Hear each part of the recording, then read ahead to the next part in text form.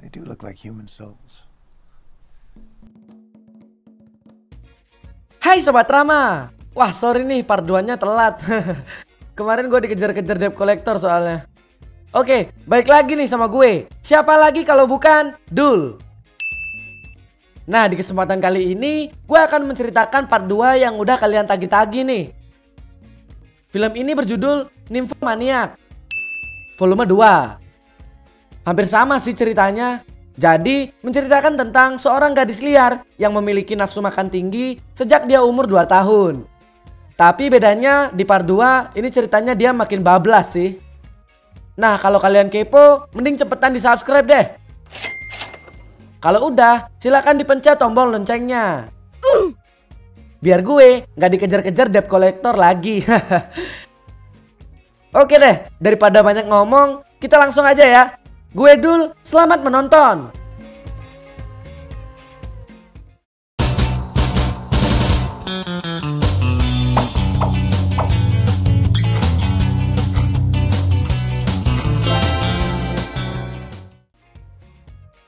Nah kemarin kan Seligman udah makin heran sama Joe. Setelah itu Joe cerita seputar ayahnya yang udah jatuh sakit dari waktu yang lama. I had been passing alone. Dia keinget sama ayahnya karena ayahnya adalah salah satu orang yang dia cintai. Hal itu karena ayahnya sering ngajak Joe ke hutan pas dia masih kecil. Ayahnya salah satu pecinta tumbuhan gitu gengs. Ayah Joe mengidap penyakit delirium. Penyakit delirium adalah penurunan kerja otak yang bikin penderitanya bisa jadi bingung dan organ tubuhnya mati total. Jadi ayahnya Joe udah sekarat banget. Semenjak itu, hidup Joe penuh dengan kesedihan karena melihat ayahnya yang semakin memburuk. Untuk melampiaskan kesedihannya, Joe pun melakukan baku sodok seru. Tapi sayangnya, kesedihan Joe tidak terobati. Terutama karena kabar ayahnya yang udah pulang ke rahmatullah. Seligman yang mendengar cerita tersebut turut prihatin dan mencoba menghibur Joe dengan beberapa ilmu biologinya. But I did inherit. Karena takut kepancing, Joe pun mengalihkan topiknya. Joe menanyakan lagu yang lagi didengar sama Seligman. Di sana, Seligman pun paham dan menjelaskan lagunya ke Joe dari struktur musik sampai ke penulisnya. Bahkan setelah mendengar 3 struktur yang dijelaskan Seligman, Joe jadi inget sama 3 cowok yang berperan di hidupnya. Berperannya di bidang nutrisi ya gengs. Setelah itu Joe menceritakan pria-pria tersebut. Dimulai dari F, yaitu seorang pria yang ramah, baik hati, dan selalu memenuhi nutrisi Joe. The others received. Kemudian ada pria yang berinisial G, yang bertolak belakang dengan F. Sifatnya misterius, dingin, dan menjadikan Joe seorang budak nutrisi. Tapi setiap Joe baku sodok sama G, Joe selalu melayang sampai langit ke-7. Waduh, nikmat banget kayaknya. Nah, pria ketiga yaitu Jerome. Jerome adalah lelaki yang spesial menurut Joe, karena Joe berani memberikan kesuciannya kepada Jerome sejak SMP. Jadi, Jerome selalu mendapatkan servis spesial dari Joe, bahkan sampai dindingnya mati rasa. Seligman pun menyimpulkan jika hal itu adalah kesalahan Joe. Dia mengibaratkan manusia yang sedang mengejar kura-kura. Tortoise. He has to reach the point where the tortoise starts. Karena statement Seligman yang aneh, Joe pun kesel dan mencoba menggoda Seligman. Tapi ternyata Seligman gak doyan begituan dan bilang kalau dia masih perjaka sampai detik ini. I'm a virgin. Setelah itu, Joe bangun dan melihat sebuah lukisan di sana. Seligman menjelaskan jika lukisan itu ada hubungannya dengan gereja kesayangan Seligman. Joe pun teringat masa lalunya dan lagi-lagi dia cerita. Pas Joe masih kecil, Joe mengalami denyutan dahsyat di bagian anunya.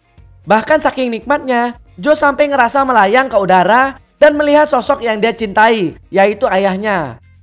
Di sini Seligman pun heran maksimal karena Joe bilang dia mengalami volcano tanpa ada sentuhan apapun di anunya. Seligman pun teringat dengan tokoh penderita nymphomaniac yang terkenal, yaitu Valeria Michelina. Joe otomatis nggak peduli dan malah lanjut cerita tentang baku sodok yang dia lakukan sama Jerome. Setelah itu, Jerome sempat memberikan tantangan untuk memasukkan sendok ke dalam dinding kebahagiaan milik Joe. Pas udah masuk semua, pelayannya heran. Dan gak lama lagi, Joe ketahuan karena dia bangun dari tempat duduknya dan sendoknya pun jatuh. Singkat cerita, Joe dan Jerome mengalami insiden lupa cabut. Hal itu pun menghasilkan dedek bayi. Semenjak hal itu, Jerome nyerah dan nyuruh Joe buat baku sodok sama cowok lain. Ya walaupun Jerome gak rela sih.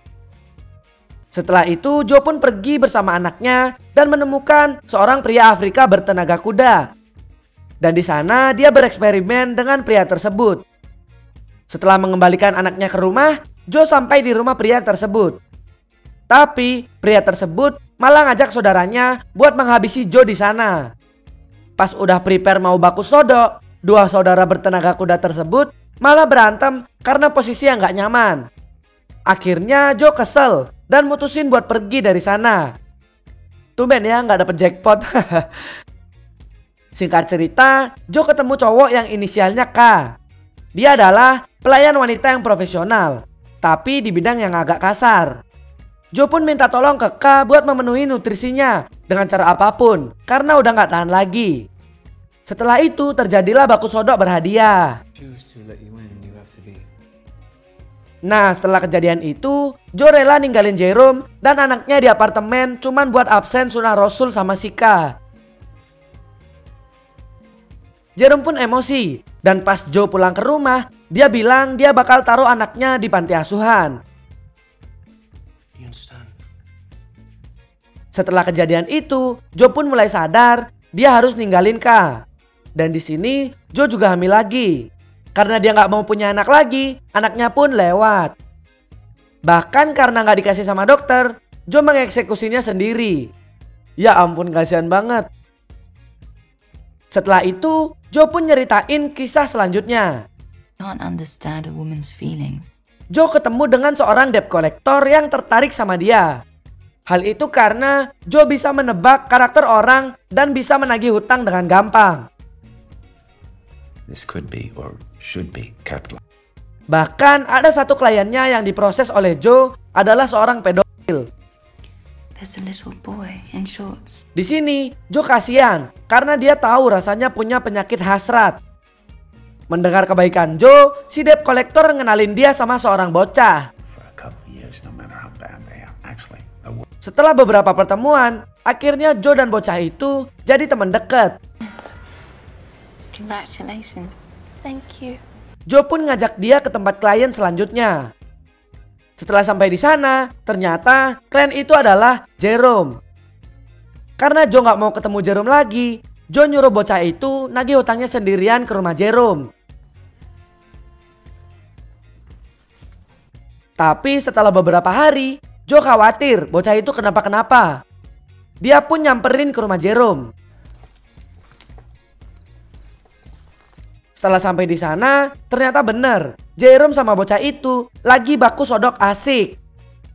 Dan karena emosi, Joe langsung nodong Jerome.